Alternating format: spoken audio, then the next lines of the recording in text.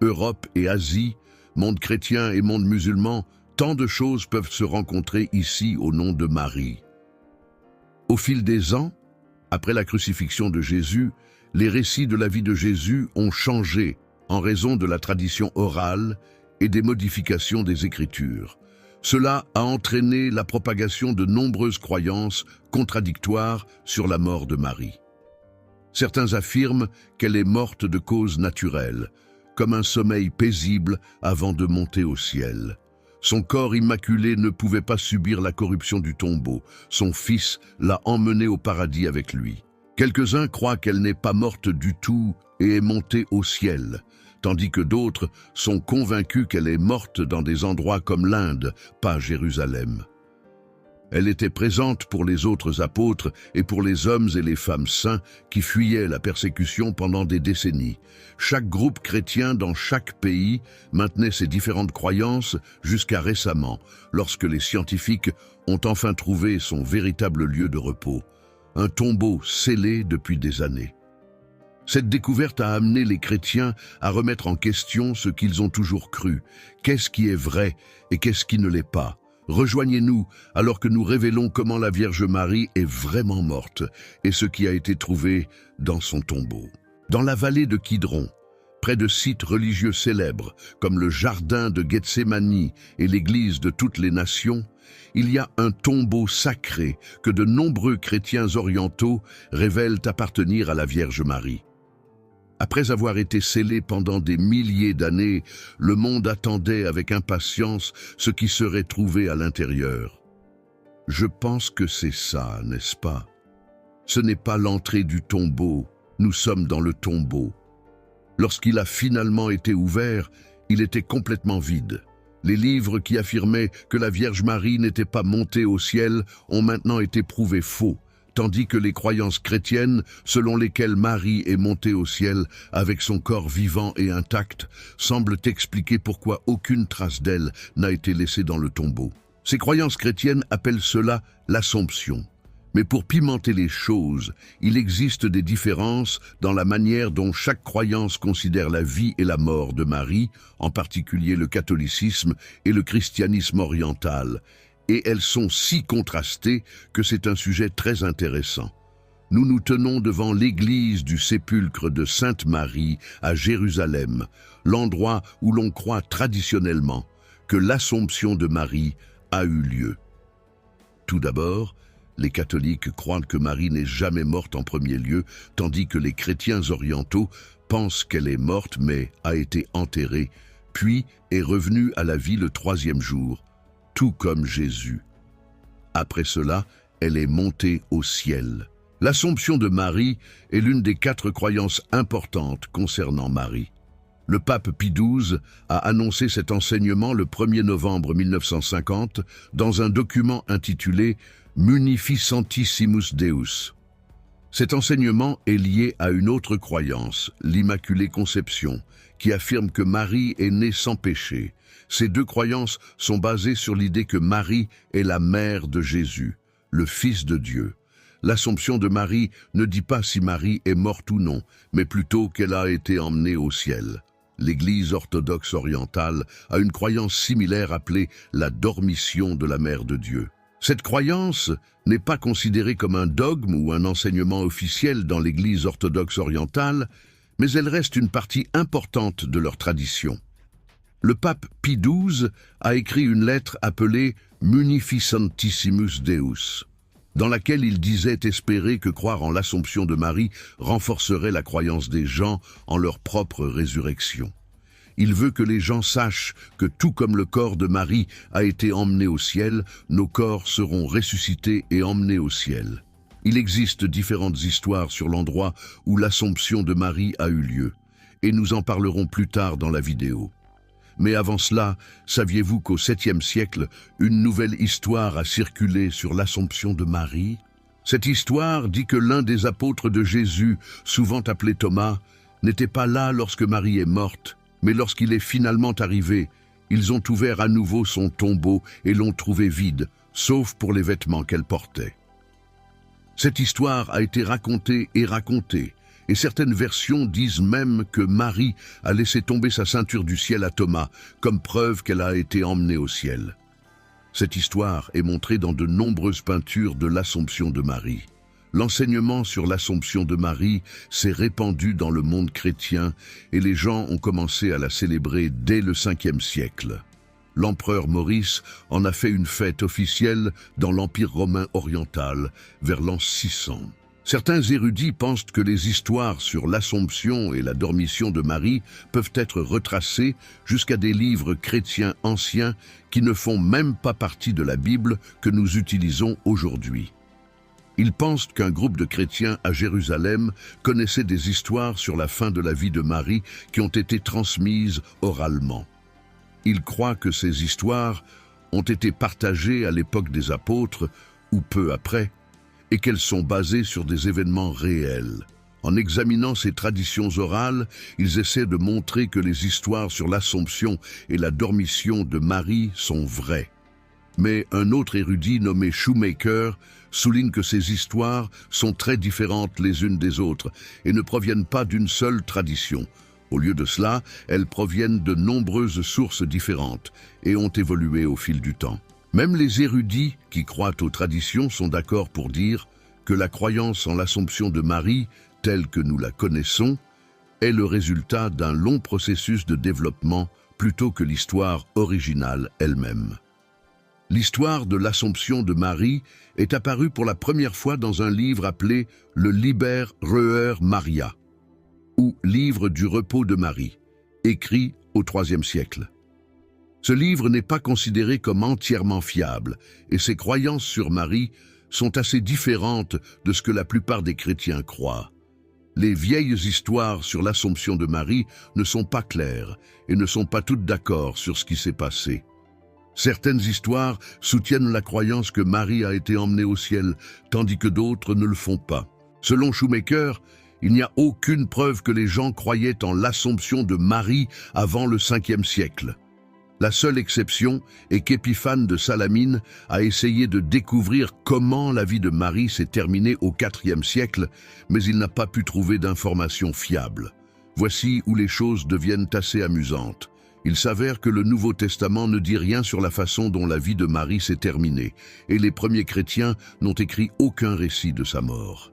Même si Épiphane ne pouvait trouver aucune tradition fiable sur la fin de la vie de Marie, ses écrits montrent que les gens n'étaient déjà pas d'accord sur ce qui lui était arrivé.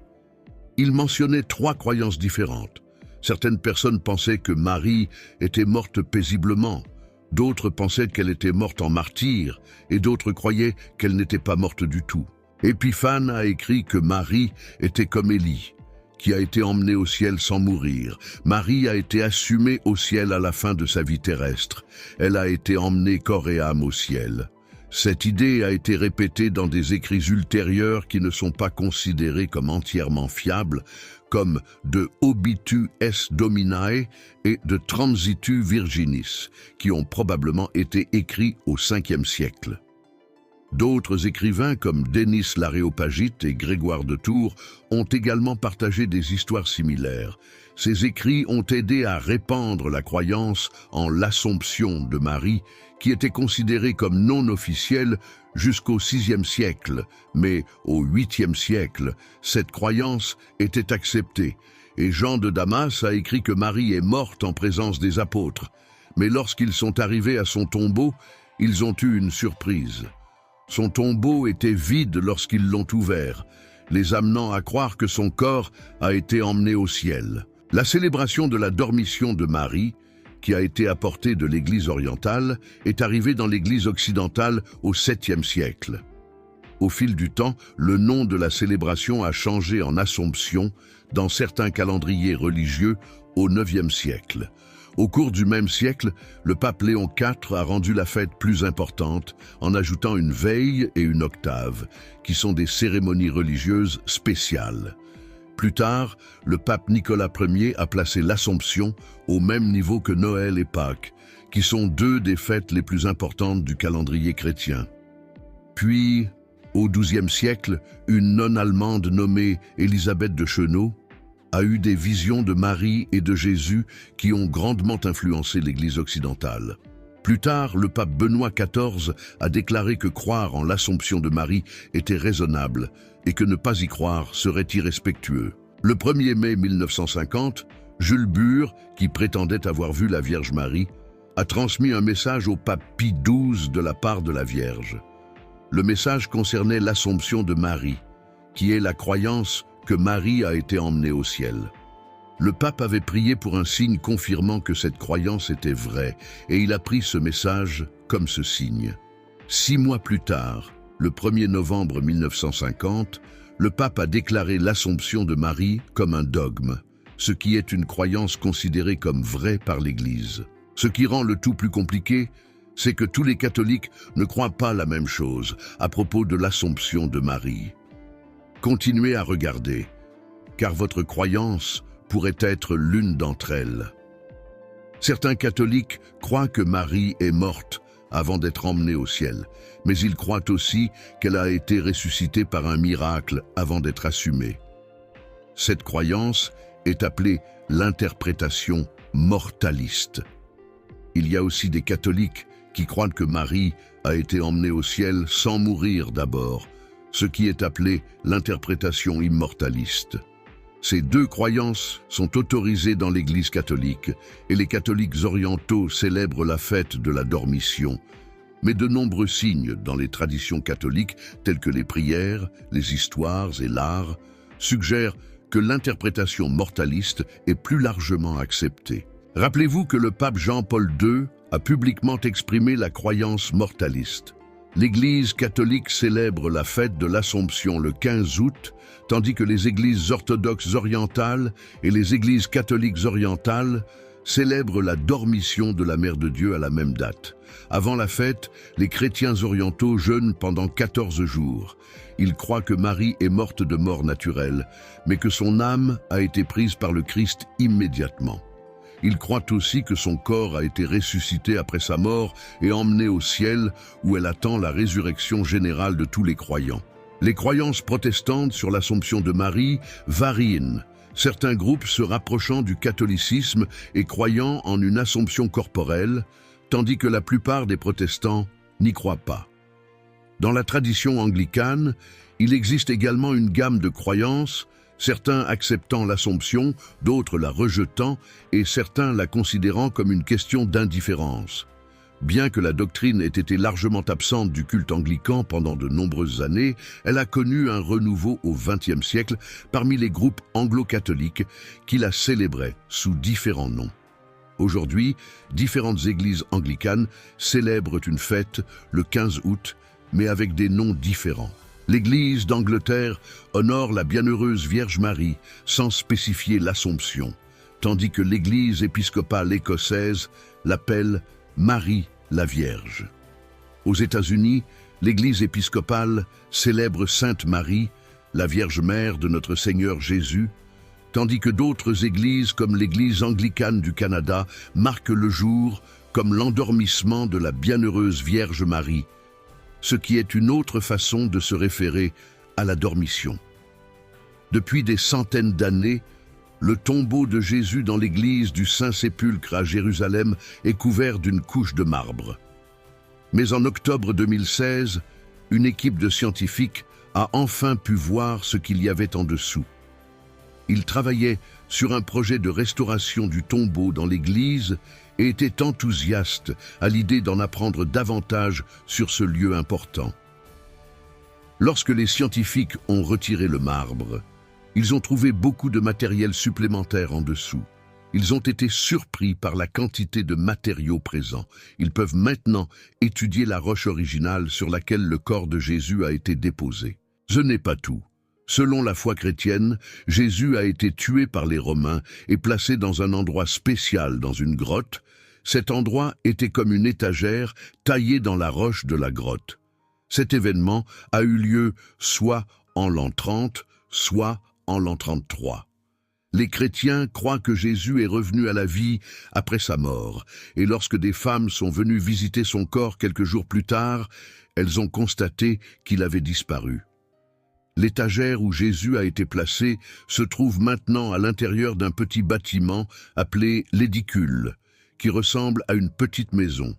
Ce bâtiment a été reconstruit entre 1808 et 1810, après avoir été endommagé par un incendie. Depuis 2017, une équipe de scientifiques grecs travaille à la restauration de l'édicule et du tombeau à l'intérieur. Ils sont dirigés par la professeure Antonia Moropoulou, qui a la charge du projet. Les scientifiques sont très excités car ils peuvent enfin voir et étudier un endroit très important qui était caché sous une épaisse couche de marbre pendant si longtemps. En étudiant la roche originale du tombeau, les scientifiques peuvent en apprendre davantage sur ce à quoi ressemblait le tombeau il y a longtemps et comment il a changé au fil du temps. Ils peuvent également en apprendre davantage sur la façon dont les gens ont honoré et respecté ce lieu depuis très longtemps. Les scientifiques utilisent des outils et des techniques pour étudier le tombeau et prendre des photos et des notes détaillées. Cela permettra aux gens du monde entier de voir et d'apprendre sur le tombeau comme s'ils étaient là. Le professeur Antonia Moropoulou dit que son équipe est à un moment très important du travail et que les méthodes utilisées aideront tout le monde à en apprendre davantage sur ce lieu. L'église a fermé plus tôt, alors de nombreuses personnes en visite étaient dehors, confuses parce qu'elles ne pouvaient pas entrer. À l'intérieur de l'église, il y avait de nombreuses personnes, des ouvriers portant des chapeaux jaunes, des moines en robe marron, des prêtres portant des chapeaux noirs. Ils étaient tous rassemblés autour du tombeau spécial appelé l'édicule, essayant de jeter un coup d'œil à l'intérieur. Le tombeau est faiblement éclairé par des bougies, mais cette fois-ci, il était éclairé, mettant en valeur des détails qui sont difficiles à voir. Le tombeau spécial est entouré d'un bâtiment élégant qui a été construit dans les années 1800. En ce moment, ce bâtiment est couvert de poutres et de rubans de sécurité. À l'intérieur du tombeau, la dalle spéciale de marbre qui couvre le banc important avait été retirée du mur. Cette dalle est aussi grande qu'une porte et est en marbre blanc avec une finition lisse. Sous la dalle de marbre, il y avait une surface en pierre de couleur gris-beige. Lorsque quelqu'un a demandé ce que c'était, la personne responsable de la maintenance du tombeau a dit qu'il n'était pas encore sûr, mais qu'il était temps d'utiliser des outils spéciaux pour le découvrir. L'église du Saint-Sépulcre, également appelée l'église de la Résurrection, est un lieu très important pour de nombreux groupes de chrétiens. 6 groupes s'occupent de l'église, et 3 d'entre eux, l'église orthodoxe grecque, l'église catholique romaine et l'église orthodoxe arménienne, sont responsables des grandes décisions.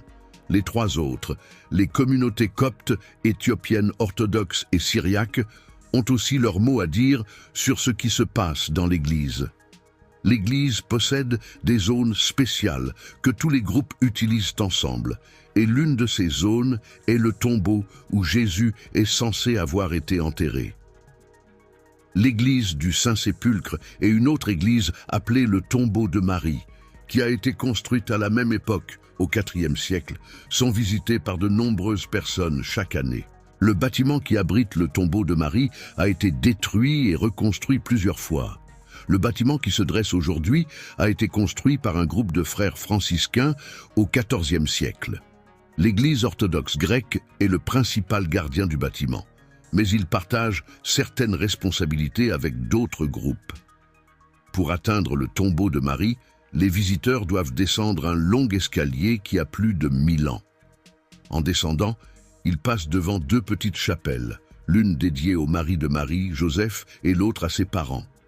Lorsqu'ils atteignent le tombeau, ils doivent se baisser pour entrer.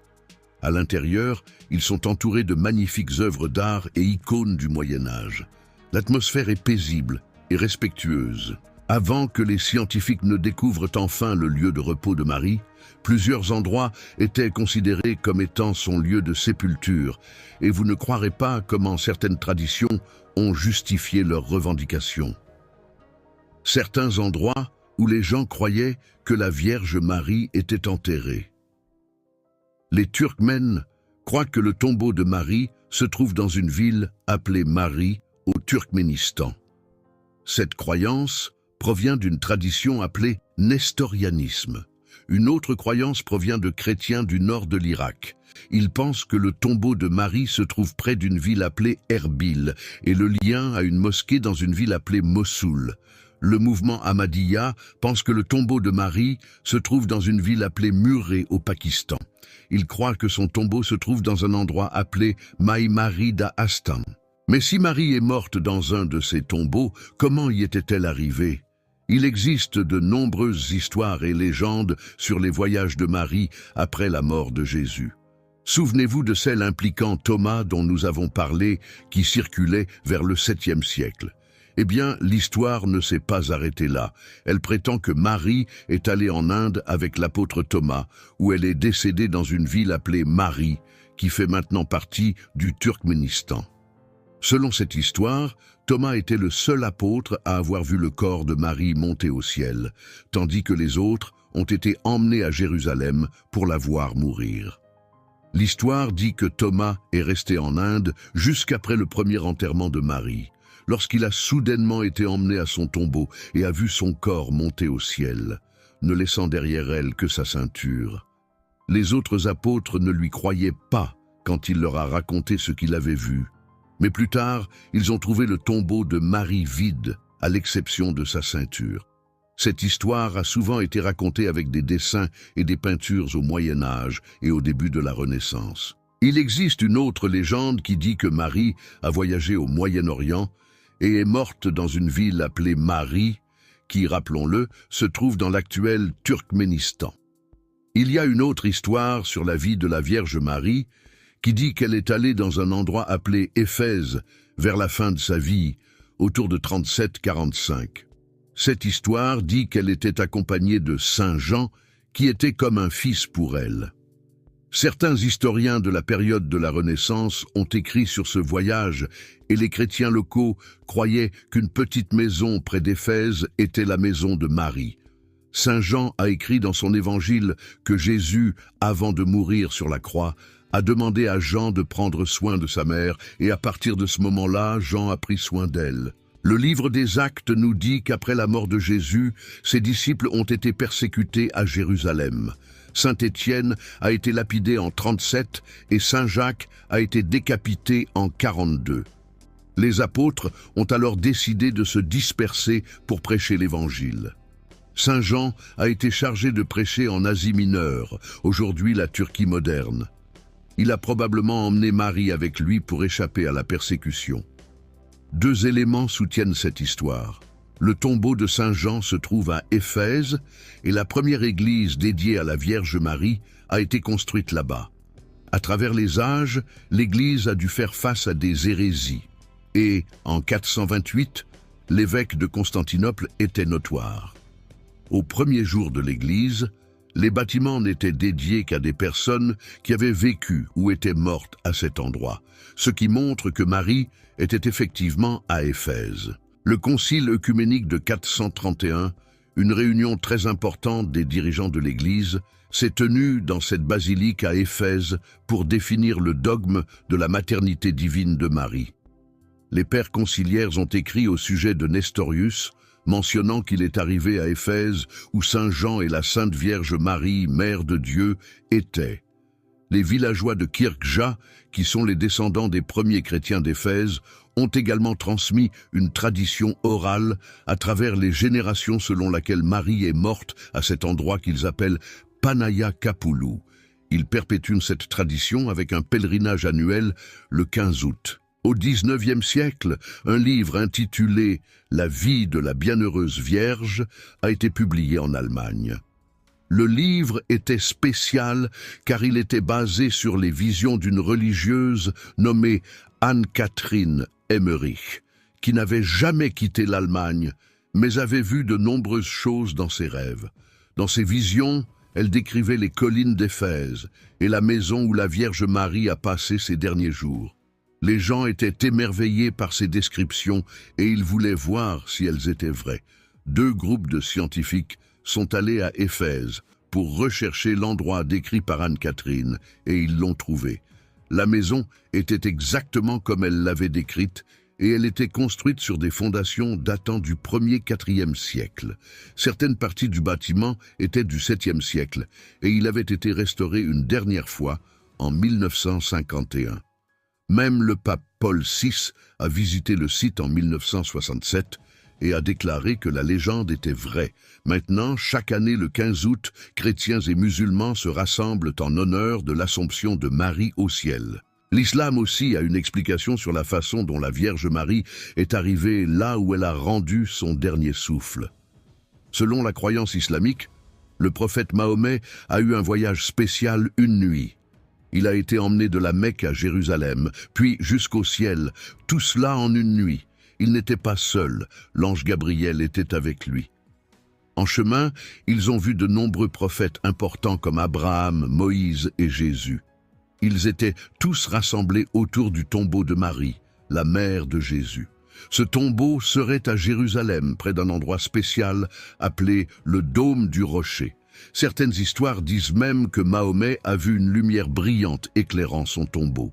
Après avoir visité le tombeau de Marie, Mahomet a continué son voyage vers le ciel. Quand il y est arrivé, il a vu Marie à nouveau, assise dans un endroit spécial à côté du trône de Dieu. Ce n'était pas tout ce qu'il a vu, elle était entourée d'anges. En islam, Marie est considérée comme une femme incroyable, l'une des meilleures de l'histoire. Dieu l'a choisie parce qu'elle était pure et dévouée. Elle est souvent mentionnée aux côtés des prophètes. Le Coran parle de Marie de nombreuses fois, montrant son importance pour les musulmans. Il y a aussi de nombreuses histoires et traditions appelées hadiths, qui nous en disent plus sur le voyage spécial de Mahomet au ciel et sa rencontre avec Marie.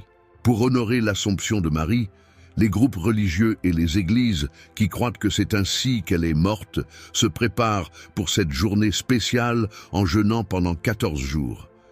Cela signifie qu'ils ne mangent pas certains aliments et s'abstiennent également de relations sexuelles pendant cette période. Ils suivent des règles strictes en semaine, ne mangeant que certains aliments et ne buvant ni vin ni huile. Le week-end, ils sont autorisés à avoir du vin, de l'huile et du poisson. Le jour spécial de la Transfiguration, qui est le 6 août, ce jeûne est une façon de montrer respect et dévotion à Marie, la mère de Jésus. L'Assomption de Marie est une journée très importante pour de nombreux chrétiens, y compris les catholiques, les orthodoxes, les luthériens et les anglicans.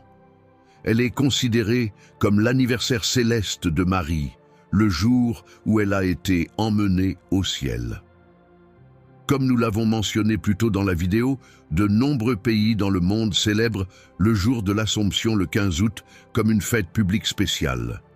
Certains de ces pays sont Andorre, Autriche, Belgique, Burundi, Cameroun et bien d'autres, en Europe, en Afrique et en Amérique du Sud. Dans ces pays, les gens vont souvent à l'église et passent du temps en famille et entre amis ce jour-là. En tout, il y a plus de 30 pays qui célèbrent le jour de l'Assomption comme une fête publique. Parmi ces pays, citons encore la France, la Grèce, l'Italie, la Pologne, le Portugal, la Roumanie et l'Espagne. Dans certains pays comme la Hongrie, le jour de l'Assomption était célébré comme une fête publique dans le passé.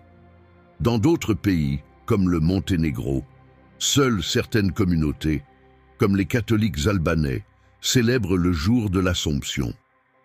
Dans certaines parties de l'Allemagne, comme la Bavière et la Sarre, et de la Suisse comme 14 des 26 cantons, le jour de l'Assomption est une fête publique. Au Guatemala, c'est une journée spéciale dans la capitale et dans la ville de Santa Maria Nibadje, où Marie est la sainte patronne. Dans certains pays comme le Costa Rica et certaines parties de la Belgique, le jour de l'Assomption est célébré conjointement avec la fête des mères. Même dans les pays où ce n'est pas une fête publique, le jour de l'Assomption reste important pour de nombreux catholiques et orthodoxes orientaux. Par exemple, en République tchèque, en Irlande, au Mexique, aux Philippines et en Russie, les gens célèbrent toujours ce jour avec des services religieux et d'autres traditions. En Bulgarie, la fête de l'Assomption est la célébration la plus importante de la Sainte Vierge dans l'Église orthodoxe orientale. Les gens vont à l'église et offrent des prières et des cadeaux spéciaux. Dans la ville de Varna, ils organisent même une procession avec une icône sacrée.